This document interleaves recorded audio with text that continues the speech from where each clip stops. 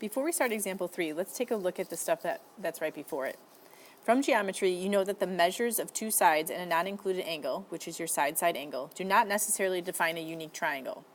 Consider the angle and side measures given in the figures below. So if you take a look at these two triangles, given two sides and an angle, we have two different triangles. This is 2 inches, this is 1 inch, and our inside angle is 30 degrees. Where the same thing happens here, this is 2 inches, this is 1 inch, and our inside angle is 30 degrees, but you can tell angle B is not going to be the same in these two triangles. So we could have different triangles, different number of triangles, depending on what side lengths and angles were given. We call this the ambiguous case of the law of sines, and it only happens when you have a side-side angle triangle. In general, given the measures of two sides and a non-included angle, one of the following will be true.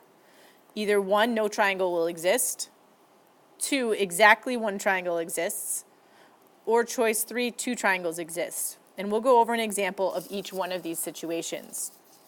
When solving triangles for this ambiguous case, there may be no solution, 1 solution, or 2 solutions. So let's take a look at example 3. Example 3 is the ambiguous case that gives us 1 solution. So this is a case that we have side-side angle and only 1 solution. It says find all solutions for the given triangle if possible. If no solution exists, write no solution. Round side lengths to the nearest tenth and angle measures to the nearest degree. We're going to start by creating or drawing our triangle out. So let's do that. So here's A, B, and C. And angle A is 94 degrees. Little a is 15. Little c is 12. Oops. Let's try that again. All right, and we're going to use that information to find what we need. So the first thing we have to do is we have to find one of our other angles in order to use the law of sines. So we can either find angle B or angle C. Well, since we don't have side length little b, we don't have enough information to find B. So the first thing we have to do is we have to find angle C since we have that side, and then we can use angle A and side A to help us along. So the first thing we're going to do is we're going to find angle C.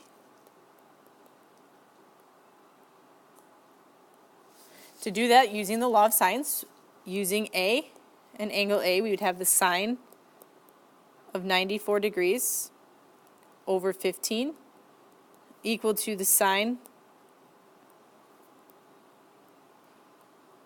of C over 12.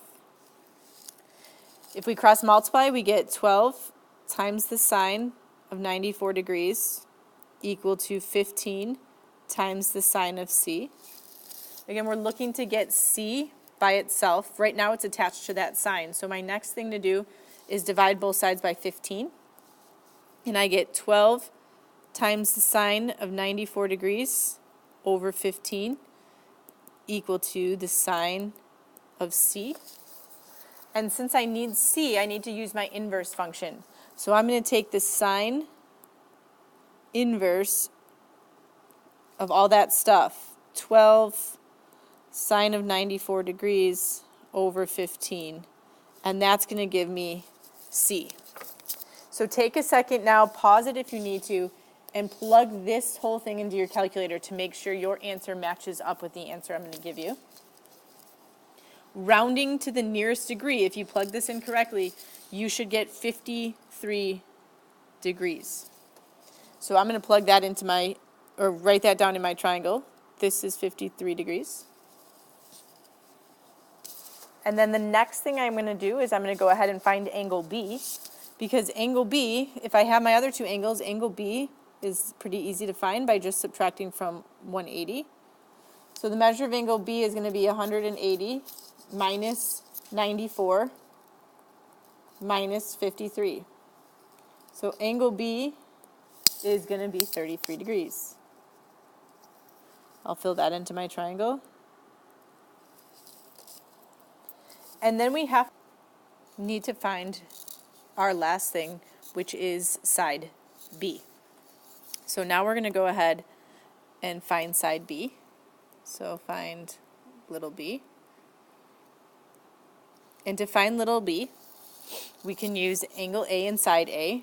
So the sine of 94 degrees over 15 equal to the sine of 33 degrees, which is our angle B, over little b, which is what we're trying to find. And then if we cross multiply, we have b times the sine of 94 degrees equal to 15 times the sine of 33 degrees. And then we'll just divide both sides by the sine of 94 degrees. Again, try that on your calculator, see if your answer matches up. If it does, you should get b to be approximately 8.2. So we have C 53 degrees, angle B 33 degrees. Here, let's make this is angle C, and then B is 8.2. Then what we need to do is we need to decide, do we have a third triangle or not? And to do that, we need to take a look that there are two angles between 0 and 180 degrees where the sine of that angle is going to be the same positive answer. So we need to take that 180 degrees and subtract our original angle, which was 53 degrees. And we would get 127 degrees as our angle C.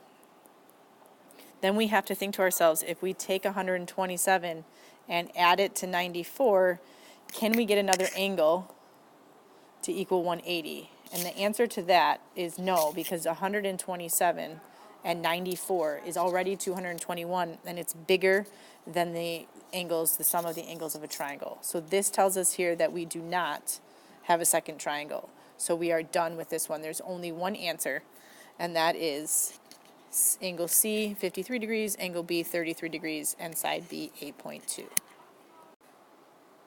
Next, I'd like you to do the try this. So you can pause it now, unpause it when you're ready to check your answer. If you did the try this correctly, you should get angle C to be 90 degrees, angle B to equal 60 degrees, and side B to be 22.5.